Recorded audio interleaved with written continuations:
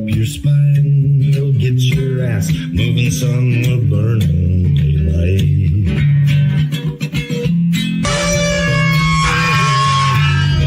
Howdy there. I'm Matt McKinley, and we're burning daylight. In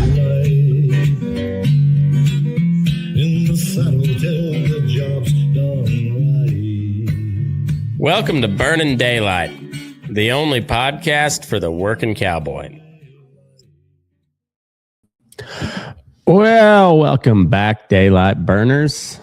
Hope you all had a good week. It's Friday morning here in Western Nevada, and this is the Friggin Farm Ranch Report for March 13th.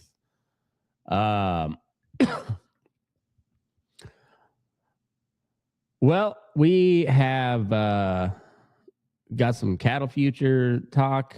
We got some drought updates, and then we got a pretty cool story to cap it all off. I got a few extra things I want to take a look at, but let's get into the market look. Live cattle and cash trade on Wednesday at the at the end of Wednesday.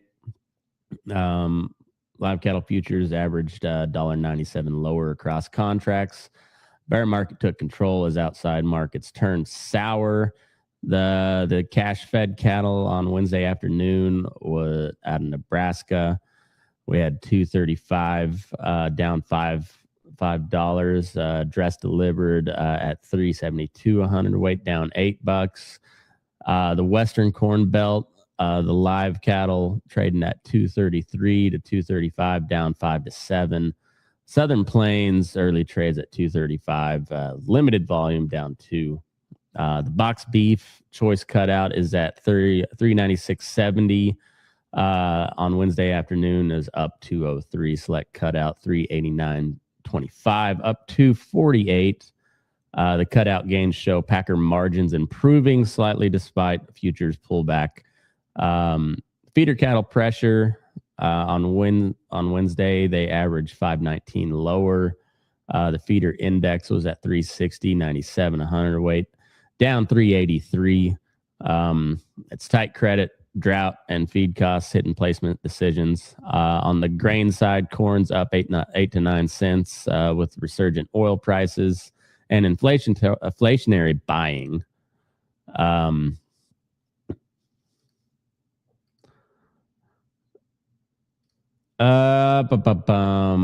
Soybeans up 10 to 13 cents.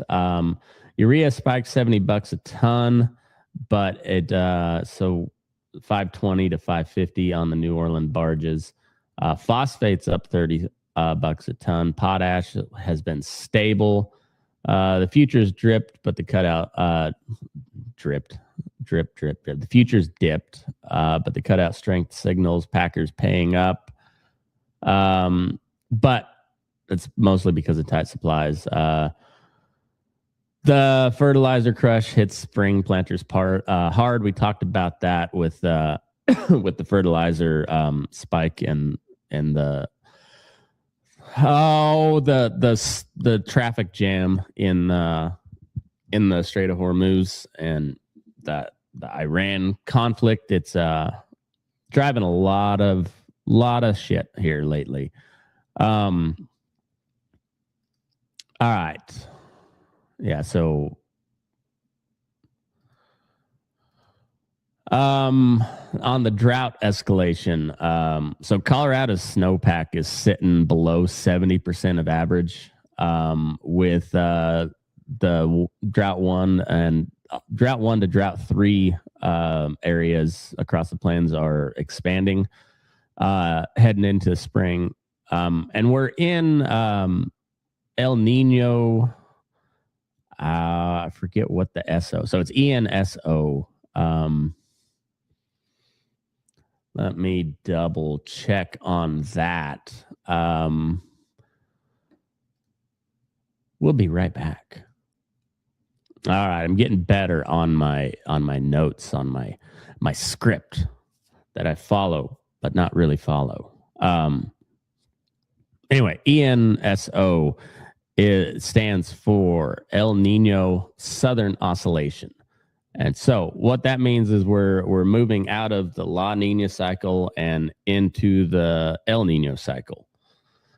But El Nino won't really fully take effect till this fall. So in the meantime, we're what's called a neutral southern oscillation.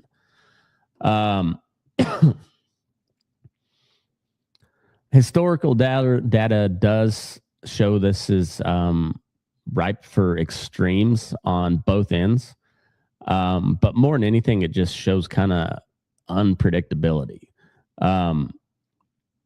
So neutral years produce 3 of the 4 worst corn yield years since 1960. And so how they classify that is it's over 10% below the trend. So in 1960 and 1993, both were ENSO neutral years. And those were 2 of so it was 3 of the 4 worst years, but 2 of those years, 1960 and 1993, was a 15% drop in yield and a 12% drop in yield, respectively. But on the other hand, we've had 4 of the best 7 yields that we've ever had since 1960, and same thing, over 10% change. So in 1979, we had a 14% bumper crop, and in 2004, also an ENSO neutral year, we had a 12% bumper crop, so 12% above trend. Soybeans, very much on the same thing. One of the 4 worst years came in a neutral year in 1980 at a 18% loss, but 2 of the 4 best years also occurred in an ENSO neutral year, 1961 and 1994, with the increase of 16% and 13% respectively. What this means in the real time is that we could have a really dry year, and if that happens, hay prices could spike about 20 to 30%. If the dry pattern holds throughout the summer, that puts the cow-calf guys facing pressure to cull hard or use some supplemental feeds to get through. And as we've talked about with the fertilizer and the fuel costs, supplemental feeds are probably not going to be much cheaper. The biggest thing, though, is there's no predictability. So we could get just a ton of rain this spring and get some just incredible bumper crops, record type years, or we could have a real bad drought. We could have somewhere in between. We don't know. So if that sounds familiar, you must have been in agriculture for a little while, because, yeah, that sounds about right. Could be wet, could be dry, could be somewhere in between, and we don't fucking know. So it's so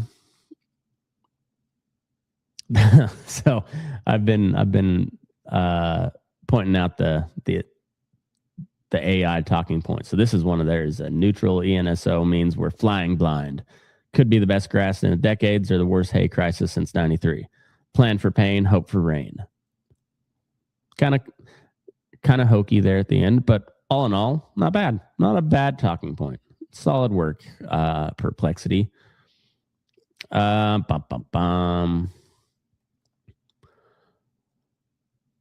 some more on the historical extremes. There's some of the numbers. All right, beef production cut. We covered this already, but it's a real thing, and I'm still getting used to this daily format.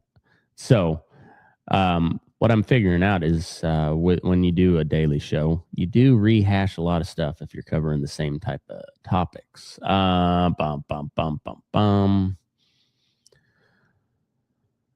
Okay, so urea jumped $70 a ton. We covered that. New Orleans barges, 520 to 550 a ton, up from 475. Phosphate's up $30 a ton. Potash is stable, but it's vulnerable. Jordan and the Jordan Israeli supply is at risk. Pretty much everything in the Middle East is at risk. And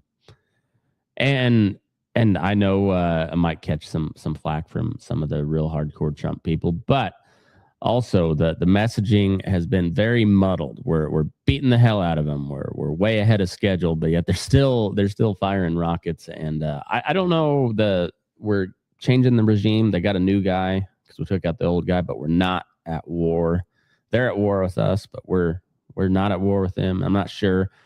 But last I've heard, we're up to like 12 American soldiers, servicemen dead. We had another one die from injuries, I think. I'm not sure where at, but then we had a KC-130.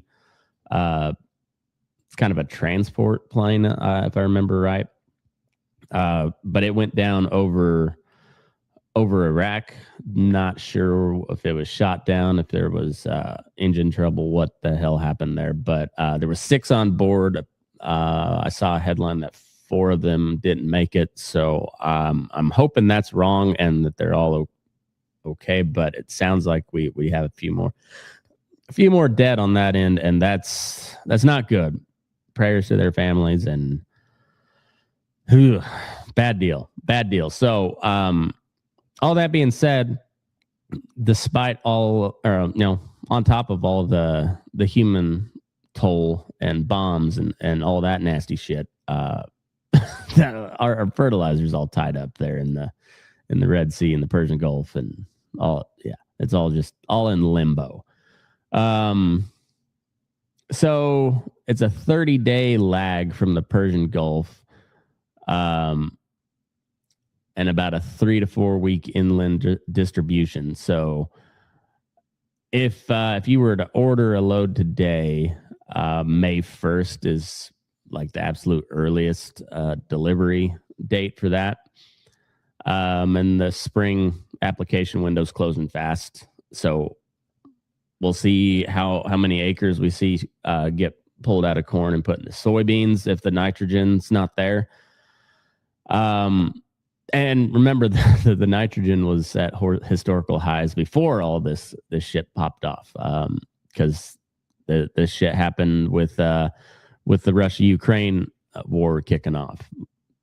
Russia is a huge, and Ukraine both huge exporter of potash, if I remember right, and probably urea as well. But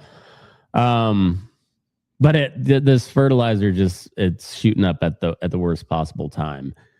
And if we don't see those deliveries come May, then yeah, a lot of acres of corn either don't get planted or and swap to beans, or you're going to see yields go way down. It's a little bit of a predicament, so let's hope that gets ironed out in the meantime. The USDA cuts beef production forecast. Again, we covered this a little bit. So beef production lowered on a slower than expected slaughter pace throughout early March.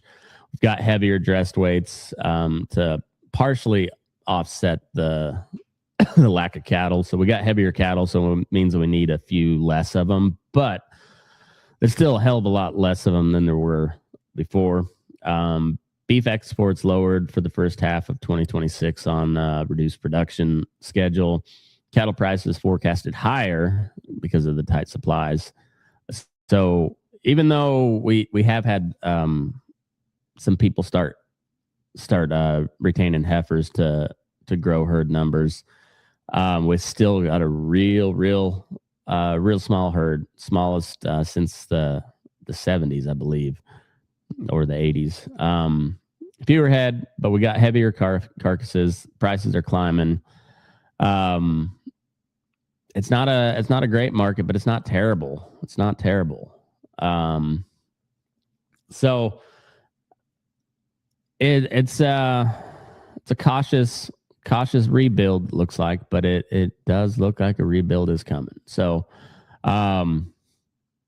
it's a ways out. If you're in the cattle business, it takes a hot minute to get that cow bred, calf on the ground, calf weaned, calf grown, fed, finished out. It's about a 2.5 year process. So it takes a little bit of time. But with the El Nino cycle coming in, we should see some pretty good moisture this coming fall and winter, I would hope. And we'll see how that goes. On this day in history, it's kind of a shorter episode today, but I kind of like it. March 13th, 1988. The Great Blizzard of 88 peaks across the Northeast with 40 to 58 inches of snow, depending on the spot. Over 400 people died. The Midwest cattle, they did okay because they didn't get quite the snow. But it was a good way to show how people out in the middle of the country, affected by the same type of conditions, handled it better because they're just hardier people. And that's just science. Also, looking back through history and continuing on to today, a lot of people may not know about the rich history of cattle in Florida. Actually, the birthplace of the American cattle industry in the continental United States is the state of Florida, with the establishment of cattle herds going back to the 1500s. And to celebrate that, we've got the Great Florida Cattle Drive in 2026 in Okeechobee County. It's a 46-mile multi-day heritage trail ride led by cow boss Travis Brown. It's got 100 riders or more driving cattle across 15 ranches, reviving 19th century Florida cracker cowboy trails. This ride raises funds for land conservation as Florida ranches sell like hotcakes to developers. Another topic we talked about. It celebrates pre-dawn rides, swampy challenges, Florida cow culture nearly forgotten, and riders like lifelong horsewoman Ree are testing grit, dogs, ropes, and ropes replacing ATVs. So hats off to the Florida Crackers, and I'd like to. I've never been to the state of Florida, so I got my buddy Cliff Schatt down there that I kind of have an open invitation to go see him, and I need to just go ahead and take him up on that offer. He's I believe down by Ocala, so I may melt. It's here it's very humid down that way, and I'm kind of a desert creature, so I mean I could lose a lot of weight that way too. So maybe it's good if I get malaria while I'm down there. I hear there's malaria is kind of making a comeback down that part of the world. If I get malaria, and so then I'll get like extra sweaty, I should be looking real svelte by the time I leave. If I spend a week just getting wrecked by malaria and sweating my ass off, probably drop 20 pounds. And then I'll be in prime shape for next year's Great Florida Cattle Drive. Be kind of cool. Be pretty cool. Anyways, that's a pretty neat story. I'd kind of like to see that. There's a article I will put in the show notes. I'll put a link to it that that Perplexity pulled up for me, and it's for all the doom and gloom. Maybe I'll kind of end it on this note. And I've harped on this before as well, but bear with me. With all the doom and gloom coming with AI, and I share some of that doom and gloom. It's kind of horrifying, the prospect of some of it, but it's also when you apply it to your daily workflow, as they call it. Boy, it really does speed up your process. It really makes you a lot more efficient, and it frees you up to do some other stuff that AI hasn't figured out how to do yet. So, one of the cool things about Perplexity is it does cite its sources. So when it generates a list of stories for me to cover, I make sure to go and look through the stories that it pulled from. And this one in particular was, let me find it real quick, and I'll just pop it up on the screen. Okay, and so here's the story I found. Historic Cattle Drive shows beasts of burden used to build this nation. It's from Naples Daily News. A fellow named Chad Gillis wrote it, from the Fort Myers News and Press and Naples Daily News. Pretty cool story. Had some cool photos to go along with it, and I thought it was a neat little story. I guess they had their own breed of horse called the cracker breed, but as bigger breeds of cattle got introduced, they needed a bigger horse, so the cracker horse kind of fell by the wayside. I would assume there's still some around, kind of like the Morgan horse, but that's some of the stuff that I would that I should probably do a little bit of reading about some pretty cool history out of the state of Florida. So anyways, I think that's all I've got for you today. And I guess that as far as this week goes, that's what I got. So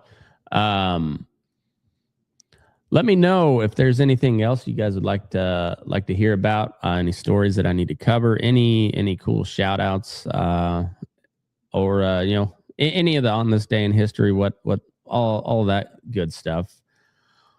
Oh, I had one for the weekend as well. Let me find that before we go. Okay, so on this day in history, March 14th, Pi Day, in 1794, March 17th, March 14th, 1794. I'll try that one more time, see if I can get through it. On March 17th, 1794, Eli Whitney received the U.S. patent for the cotton gin. And it's an invention that completely reshaped Southern agriculture and global cotton markets. And this is it's one of the things that spurred the Industrial Revolution in the United States and around the world, but the United States in particular, because let's face it, that's what we care about, because we're the best. Always have been, hopefully always will be. And for March 15th, we kick off National Agriculture Week this year. Runs from March 15th through the 21st, celebrating the ag industry's role in food, fiber, and rural jobs across the U.S. And to tie in with that, in 1933, the Agricultural Adjustment Act was a farm bill era law that started paying farmers to manage their supply and stabilize prices. It was one of the it was the first big foray in the agricultural subsidies in the United States, and well, it hasn't gone so well, if you ask me. But that's all I got for this week. So please let me know how you're enjoying this iteration of the Friggin Farm Ranch Report, and send any of your questions, comments, additions, stories, etc. to matt@burnin-daylight.com, or send me a DM on any of the social media platforms where I'm at: Facebook, YouTube, Instagram, Twitter, TikTok. I think that's all of them. Rumble. I'm on Rumble if you're a Rumbler. But other than that, please would love to hear your feedback. Have a wonderful weekend. I'll try to do a sports show later this week, and then hopefully we got another bull session coming this Sunday. I think we got it one lined up. But Burning Daylight is back in action, and hope to hear from you soon. So have a great weekend.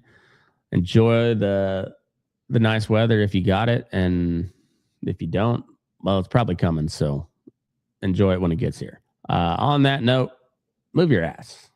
We're burning daylight.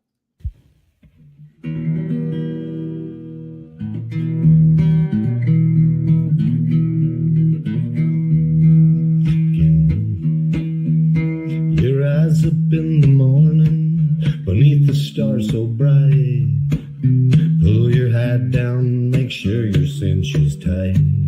Horse is kinda snuffy, cold chill up your spine. You'll get your ass moving, son, we're burning daylight.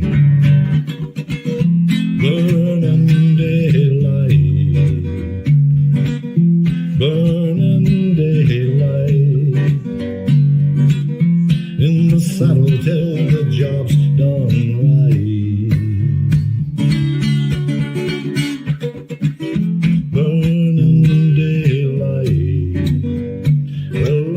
Just together, and you won't catch 'em all. But when you ride through the gate, make sure you sit up tall. I can see the horizon, it's looking pretty bright. Well, get your ass moving, son, we're burning daylight. Burning daylight. Burning daylight. In the saddle till the job's done right.